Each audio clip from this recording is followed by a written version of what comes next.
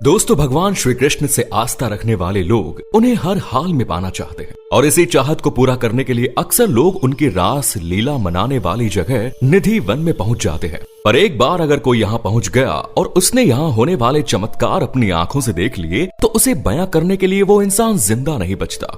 या तो उसकी मृत्यु हो जाती है या फिर वो पागल हो जाता है। पर आखिर ऐसा क्यों है? क्यों नटखट नंद गोपाल की सबसे प्रिय जगह आज इतनी डरावनी बन गई कि रात के समय कोई यहाँ कदम रखने तक की हिम्मत ही नहीं करता? क्या है निधिवन का असली राज? क्या वाकई में यहाँ भगवान कृष्ण आते हैं? दोस्तों, हमारा भारत भक्ति और चमत्कार का देश है, क्योंकि यहाँ जितने बड़े स्तर पर भक्ति देखने को मिलती है उससे कहीं ज्यादा बड़े स्तर पर चमत्कार होते रहते हैं। तभी तो आपने एक से बढ़कर एक ऐसी जगहों के बारे में सुना होगा जहां भगवान का चमत्कार होता है। पर क्या आपको मालूम है कि एक ऐसी भी जगह है जहां अपनी आंखों से चमत्कार होते हुए देख सकते हैं, लेकिन इस चमत्कार को देखने के बाद कोई भी उसे बयां नहीं कर सकता है, क्योंकि जो कोई भी इस चमत्कार को देख लेता है या तो वो पागल हो जाता है या फिर उसकी मौत हो जाती है। जी हाँ, हम बात कर रहे हैं निधिवन की, जिसके बारे में कहा जाता है कि भगवान श्री कृष्ण यहाँ पर स्वयं आकर लीलाएं करते हैं। दोस्तों, जैसा कि हम सभी बचपन से ही किस्से कहानियों में सुनते आ रहे हैं कि भगवान श्री कृष्ण का जन्म मथुरा में हुआ और उसी मथुरा वृंदावन के नजदीक एक निधिवन नाम का जंगल मौजूद है। यमुना नदी के किनारे मौजूद निधिवन को चारों तरफ से संरक्षित करके रखा गया है। ये कई एकड़ में बना एक अनोखा वन है। ऐसे में अगर आप यहाँ आएंगे तो सबसे पहले यहाँ लगे पेड़ पौधों के आकार को देखकर ही आपकी आंखें फटी की फटी रह जाएंगी।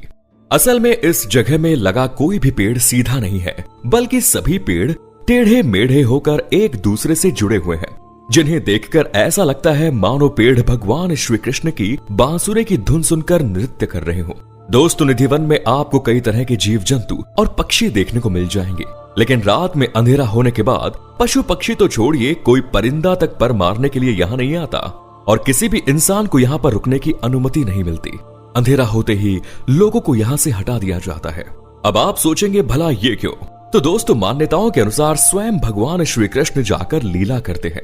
सबसे ज्यादा हैरान करने वाली बात तो यह है कि इस जगह पर एक रंग महल है, जिसके बिस्तर को हर रोज रात में लगाया जाता है। बगल में माखन रखा जाता है, लेकिन जैसे ही रात खत्म होती है और सुबह होती है तो बिस्तर पूरी तरह से बिखरा हुआ होता है और बगल में रखा माखन भी खत्म हो चुका होता है। लोगों का मानना है कि रात के समय में भगवान श्री कृष्ण आते हैं और इस बिस्तर पर विश्राम करते हैं और भूख लगने पर माखन खाते हैं। सुबह जैसे ही यहाँ के कपाट खोले जाते हैं तो पलंग बिखरा हुआ और माखन गिरा हुआ मिलता है। लेकिन अचंभित करने वाली बात तो यह है कि रात में कोई भी यहाँ आकर भगवान श्री कृष्ण की लीला नहीं देख सकता, क्योंकि किसी को भी यहाँ रात को जाने की इजाजत नहीं है। हालांकि भारतीयों को तो आप जानते ही हैं, जिस चीज के लिए मना किया जाता है वो चीज वो जरूर करते हैं, और इसीलिए कई सारे लोगों ने छुपकर यहाँ रात को जाने की कोशिशें करी, लेकिन सुबह होकर कोई भी रात की घटना बताने लायक नहीं बचा। या तो उसका दिमागी संतुलन खो गया या फिर किसी कारणवश उसकी मौत हो गई। इसीलिए लोग कहते हैं कि भगवान श्री कृष्ण की लीला देखने की शक्ति हर किसी के पास नहीं होती। अब आप सोच रहे होंगे कि क्या वाकई में निधिवन में भगवान श्री कृष्ण लीलाएं करने आते हैं? तो दोस्तों, इसका सटीक जवाब जानने के लिए हमें शास्त्रों के पन्नों को तो खंगाल नहीं पड़ेगा, उसके साथ साथ दुनिया के अलग अलग कोनों से रिसर्च करने वाले लोगों से भी जानकारी लेनी पड़ेगी। अब जैसे कि पोलैंड में कस्बा मौजूद है जिसका नाम है गैफिनो। यहाँ के पेड़ों की बनावट देखकर आप पक्का हैरान हो जाएंगे, क्योंकि यहाँ के पेड़ अपने आप ही मुड़े हुए हैं और ये पेड़ क्यों मुड़े हुए हैं इसके बारे में अभी तक कोई नहीं जानता। पर इस जंगल में रात के वक्त कोई नहीं रुकता, क्योंकि लोगों का मानना है कि यहाँ रात के वक्त अजीब सी मदहोशी होने लगती है। और इसी तरह रशिया में भी एक जंगल है जिसे डांसिंग फॉरेस्ट के नाम से जाना जाता है, क्योंकि यहाँ पर लगे पेड़ पौधे बड़े ही रहस्यमयी तरीके से मुड़े हैं। ये भी एक डरावना जंगल है, इसीलिए यहाँ कोई भी नहीं रुकता है। इन जंगलों पर शोध कर रहे वैज्ञानिकों का कहना है कि रात के समय यहाँ पर अजीब सी रेडिएशन पैदा होती है, जिसका कारण अभी तक पता नहीं चला। ऐसे में ये बात पूरी तरह से संभव है कि इसी तरह का रेडिएशन निधिवन में भी होता हो, जिसकी वजह से लोग अपना मानसिक संतुलन खो देते हैं। दोस्तों, अगर हम शास्त्रों की बात करें तो इसका जिक्र करके बताया गया है कि भगवान खास जगह पर ही ज्ञान का भाव देते हैं और कोई सिद्ध पुरुष उस ज्ञान को प्राप्त कर पाता है। साधारण मनुष्य से ज्ञान को नहीं संभाला जा सकता और यही ज्ञान का भाव निधिवन में किसी को भी पागल कर सकता है। यहाँ तक कि भगवत गीता में भी श्री कृष्ण कहते हैं कि मैं भौतिक माया से बाहर हूँ मैं हर कण में विराजमान हूँ। ऐसे में ये कहा जाता है कि निधिवन में भगवान श्री कृष्ण अपने भौतिक रूप में न आकर यहाँ होने वाली चमत्कारिक शक्तियों के रूप में यहाँ आते हैं, और इस चीज का अनुभव लेना हर किसी के बस की बात नहीं।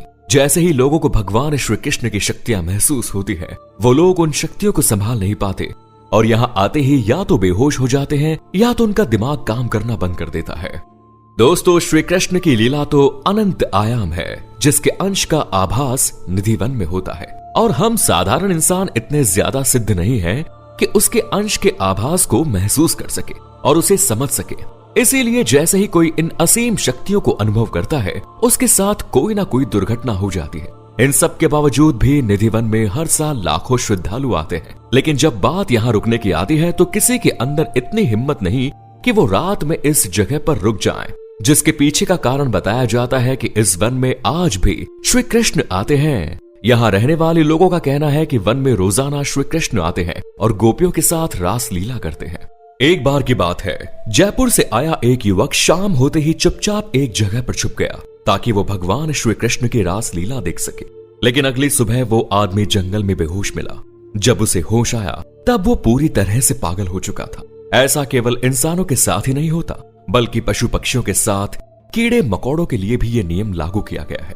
तभी तो शाम होते ही निधिवन में रहने वाले जानवर, यहाँ तक कि कीड़े भी निधिवन को छोड़ देते हैं, क्योंकि उन्हें पता होता है कि रात का वक्त भगवान के आने का समय है और श्री कृष्ण की शक्तियों को अनुभव करके कोई भी नॉर्मल नहीं रह पाता। जैसे ही शाम होती है, यहाँ के महंत द्वारा भगवान श्री कृष्ण के आगमन की पूरी तैयारी शुरू हो जाती है, जिसके लिए न केवल उनके बिस्तर सजाए जाते हैं, बल्कि उनके लिए एक लोटे में पानी, एक सूखी दातुन और खाने पीने के लिए भी चीजें रखी जाती हैं। लेकिन आप ये जानकर हैरत में पड़ जाएंगे कि रात होते ही इस पूरे प्रांगण के पट बंद कर देने के बाद जब सुबह होने पर खोला जाता है तो यहाँ रखे लोटे का पानी खाली होता है और भगवान के लिए रखी गई दातुन गीली होती है। यहाँ तक कि जो बिस्तर भगवान के लिए लगाए गए थे, वो बिस्तर भी बिगड़ चुके होते हैं।